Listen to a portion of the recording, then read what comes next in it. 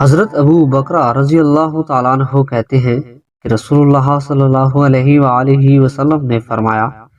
کوئی گناہ ایسا نہیں ہے جس کے کرنے پر آخرت کے عذاب کے ساتھ جو اللہ تعالیٰ نے اس کے لیے تیار کر رکھا ہے دنیا میں بھی سزا دینی زیادہ لائق ہو، سوائے بغاوت اور قطع رحمی کے۔ حضرت ام المومنین عائشہ رضی اللہ تعالیٰ عنہ کہتی ہیں کہ رسول اللہ صلی اللہ علیہ وآلہ وسلم نے فرمایا، سب سے جلدی جن نیکیوں کا ثواب ملتا ہے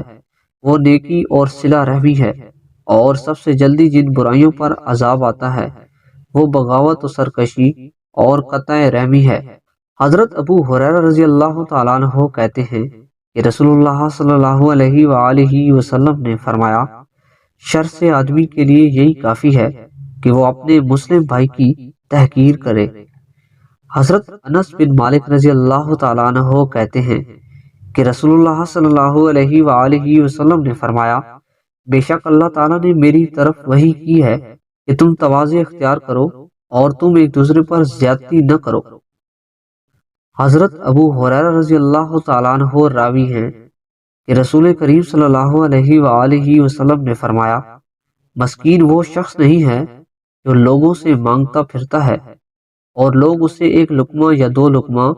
اور کھجوریں دیتے ہیں، بلکہ مسکین شخص وہ ہے جو اتنا مال بھی نہیں رکھتا کہ وہ اس کی وجہ سے مستغنا ہو، اور اس کے ظاہر حالات کی وجہ سے لوگ یہ بھی نہیں جانتے کہ وہ محتاج و ضرورت مند ہے، اسے صدقہ دیا جائے،